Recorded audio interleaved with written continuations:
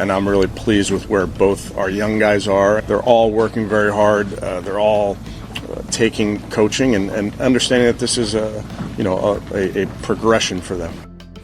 All right, D-Wood, how do you think Stefanski should handle this quarterback situation moving forward? Well, first of all, I'd like to say that those other two quarterbacks, Dylan Gabriel and the other quarterback, they all of a sudden they got healthy. They got real healthy, quick, fast, and hurt, and got back out there, because when you have a guy in Shedeur Sanders that played as well as he did, now all of a sudden the competition is taken to another level. Now, I think he did earn the right to have more reps with the twos and possibly with the ones here, and that's all you can ask for Shedeur in this situation, is that take advantage of the opportunity. He was presented with a unique opportunity, a few days ago, of basically playing the whole game. He played the majority of the snaps, and he really acquitted himself very well. And no shade to Joe Flacco, of course, but he is 40 years old, so if there is an opportunity for him, he's definitely taking advantage of it. Okay, can't grow it, and I'm like, I could actually grow it in places that I didn't even take the money for.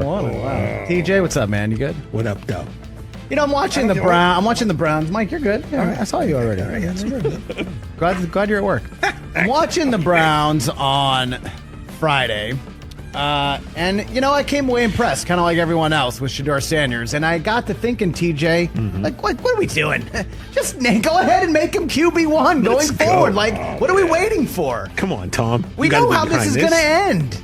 You really want 87-year-old Joe Flacco out there if you're a Browns fan? No. Nothing about Joe Flacco, all due respect to the comeback player of the year. He is not inspiring or uplifting. Go with the kid, see what you got. Here's part of the issue. Ultimately, it's up to coaches to play the best guy. Because if you don't play the player who gives you the best chance to win, regardless of what they're being paid, regardless of where they were drafted, regardless of what your plan was, if you don't do that, the locker room's going to know. The locker room is going to know if you're not playing the guy who gives you the best chance to win. No doubt. And quarterback is the one position in which you can make a sea change. Here's part of the complication. And this goes for Dylan Gabriel as well as Shedeur Sanders. And I've said it repeatedly on this show. The hardest outcome for the Browns was going to be starting one of these rookies. And there's a couple reasons for that. One being both these guys, based on the style of offense they played in college, and Shedeur probably had more NFL stuff, but we saw Bo Nix last year coming out of that Oregon offense and made a pretty quick transition. Dylan Gabriel, if you're betting the upside on him, he was a Heisman finalist. It's that he's mini Bo Nix. Yeah. He's pint-size, nesting doll Bo Nix, right? I like that. With Shedeur, it's that you can quickly get him up to speed and playing on time and understanding the offense. And he did a pretty good job of that. Again, other than the play where he scrambled 30 yards backwards and threw it away on a 4th and 1, for the most part, he got the ball out. You know he's accurate. You know he's tough. You know that he puts in the time and the effort. There were other things that went into it with Shedeur Sanders, which is why he slid. But the other part that makes it challenging here is if you start either of these rookies. And I'm going to say it, either of these rookies, even though everyone's fixated on Shedeur. Dylan Gabriel's still the guy who went in the 3rd round. Right. Sanders went in the 5th. Sure. If you start either of these guys, then at some point, if you have to go away from them, you are, I won't say ending their career, because we've seen Bryce Young come back from a benching, but you are at minimum completely recasting the entire thing. It is way easier to roll with Joe Flacco or Kenny Pickett, but Pickett's still not even healthy enough to do team drills, so I can't see how he's going to put himself in the mix to start. It's a lot easier to, at some point, go, okay, we're moving from Flacco and going to the rookie, and you get that initial burst. We saw it when Baker Mayfield took over in Cleveland. It was Thursday Night Football, and Tyrod Taylor, who has had the most wild series of ailments that have cost him starting jobs, he gets a concussion on a Thursday Night Football game. Baker comes in, immediately you see the jolt. It's a lot easier to do that than it is to start one of the rookies, and then, man, we just need to settle this thing down. We're going to put Joe Flacco in now. We're going to put in Andy Dalton for Bryce Young. That's hard. It paid off for the Panthers, probably in ways that they didn't even realize at the time, because Bryce Young did need to go and sit. Not everybody reacts the same way that Bryce Young did, embracing that and leading through the adversity. And I'm not saying that Dylan Gabriel or Shedeur Sanders wouldn't. But especially when you consider the cultural phenomenon and the hysteria surrounding everything involving Shedeur, easing into this thing with Flacco and going to Shedeur is a lot simpler than going the other way. You got to play the best guy. You got to play the one that gives them the best chance to win. And let's see, maybe this week, instead of having a bumpy ride against the ones and then making plays against the 2s and 3s, maybe Shedeur gets to go up against the ones. I don't know if the Eagles are really going to play a lot of their guys, but maybe you get a little bit better exposure. Maybe you get a defense that throws more at you. There's still a ways to go in this thing, even as we want to overreact to what we saw on Friday night. Of course. All right, let's continue talking about the Jaguars. Let's be honest. It was the first time that's ever been said on the history of the show, by the way. Which is why you drafted number 2 for Travis Hunter. Ironically. Look, let's be honest. It was an underwhelming debut for the number 2 pick, and ultimately the Jaguars so down on it. Will regret trading up for Travis Hunter. It's a lot they gave up. You're giving up next year's first-round pick. You're giving up, substantial draft assets. You are setting a really high bar. I said this to James Gladstone when I was in Jacksonville a few days ago. I'm like, all your fans now think you're going to be the riverboat gambler. You're going to be trading constantly and dealing first-round picks. And I do think that Gladstone's going to keep being aggressive here. But absolutely, the legacy, as much as you're talking about legacy 6 months after these guys are hired, but for Liam Cohen and James Gladstone, like a big part of what you're doing is going to be tied to that guy. Way too soon to overreact. I mean, underwhelming debut. We've never seen the things that Travis Hunter is going to be attempting to do. Nobody's scheming in that first game. You're seeing limited doses of the first string. You're just trying to get his feet wet. And again, they're figuring some things out logistically. Just where does he need to be on the sideline? Who needs to be talking to him? Coaches that normally might grab a guy after the series, before the series, whatever, now like, oh, nope, he's got to go over and do this other thing now too. There's a feeling out process that has to be taken into account. Liam Cohen has talked to the coaches of Colorado, figuring out how they kind of did things there. Way too soon to say they're going to regret trading up for him. The bar is really high here, especially because, again, Travis Hunter is not just this year's first-round pick. He's next year's first-round pick. Time will tell on this. Let's see the body of work. And it might be bumpier early on just because no one ever logistically has tried to do what they're doing with Travis Hunter. Body of work? 1 week. Let's react. Come on. Let's see in real games. I'll be interested to see right out of the gate. Like you get Jacksonville's early season schedule. Of course. Carolina in week 1. So here we go. Cover Tet. Let's go. Let's find out. Do you want him covering Tet McMillan? Do you want him being covered by J.C. Are we calling Horn? him T-Mac? He doesn't like Tet, right?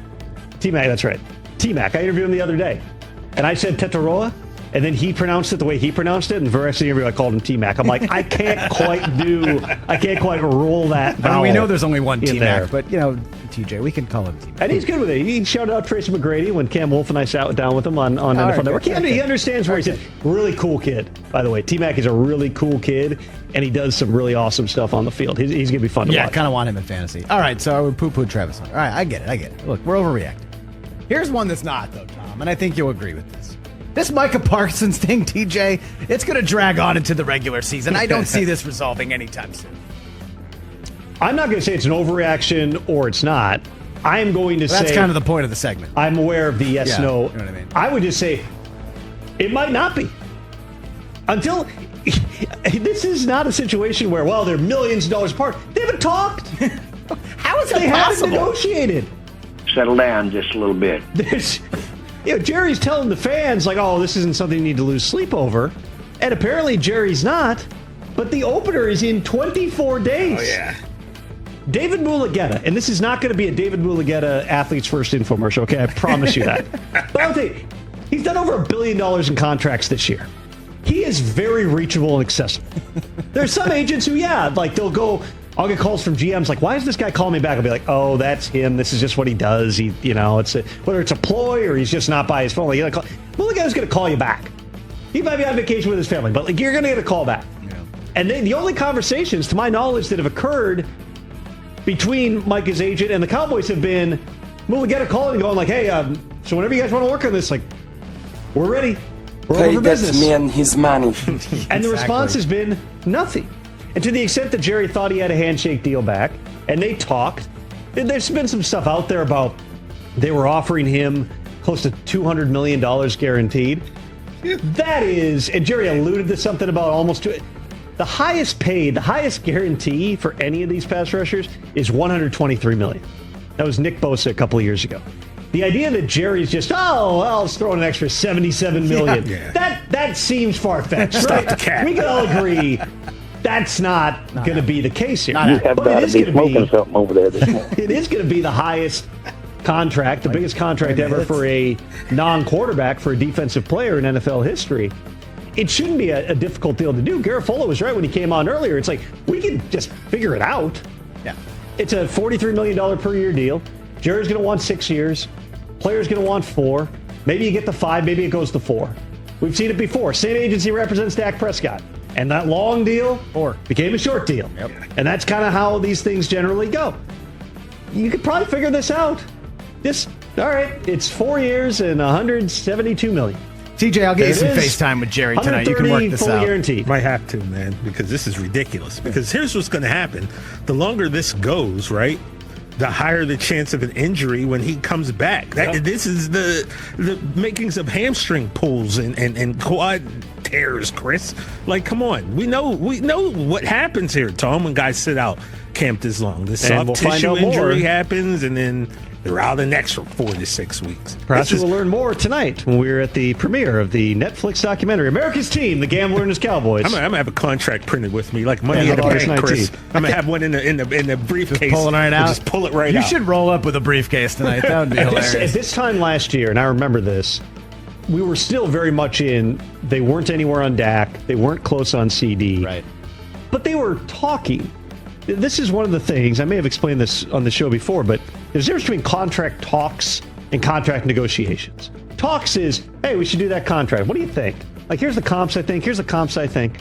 Negotiations is, here is our offer. Okay, here is our counter offer. You are exchanging bargaining proposals. They have barely even talked. At no point has there been a true even contract talks, much less negotiations. They've never put anything in writing. They've never had a conversation of, hey, here's where we're going to come in. They're not there. It's not complicated. Jerry could decide tomorrow, I'm going to call up the agent and get the deal done. And I can tell you for a fact, Jerry last year would pull Dak aside, would pull CD aside. This is part of how he operates. Him and Belichick are really the only two who, if you ask veteran agents, those are the two guys who negotiate behind agents' backs. Just how it always has been. Right. Jerry certainly has done that a number of times over the years. But in this case, Micah has made very, very clear, publicly, I am not going to be held to conversations that took place without my agent present. It's a very clear signal. Call my agent. Makes sense. Very accessible. Makes sense. He does a lot of deals. This is not a tooth-pulling situation. He's going to want the best deal. He's going to want all the money on the shortest deal. And that's fine. But, the market is clear. You got Myles Garrett was 40. TJ Watt, I believe, was 41. Mike is going to be somewhere in the 42, 43, $44 million range, and it's probably going to be a shorter deal, because if you don't give him a shorter deal, Michael will just go, all right, I'll play this thing out, or I'll demand to be traded, I'll sit out. So to answer your question, I think it's an overreaction to say it's going to extend into the regular season, but it's impossible to say that it's not an overreaction because they haven't even talked. All right, last one. Before we finish here, let's go AFC East here. I'm watching Miami play. Tua doesn't look good. Quinn Ewers was terrible. Tyreek Hill is on the trade block, maybe. Here's it. Everyone on the Dolphins is on the hot seat this year. Literally everyone. The whole team.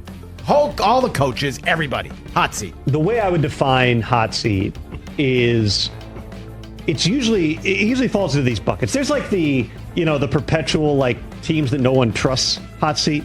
First of all, I don't think it's an overreaction. But the ones that are always clearly on the hot seat are if you either have not been to the playoffs or have not won a playoff game, and it's been at least 3 years. Mike McDaniel, whose record, by the way, is very good when he has Tua as his quarterback. Not so good when they're plucking Snoop Huntley off a practice squad and rolling him out there 8 days later. That's hard. That's hard on any coach. When he's had Tua, they've been pretty good. But last year was a regression from where they'd been those first 2 years. Both years when they went into the playoffs, they had major injuries. They did not have their quarterback 2 years ago, or 3 years ago now. They'd started Skylar Thompson in a playoff game. 2 years ago, Mostert was banged up. Tyreek was banged up.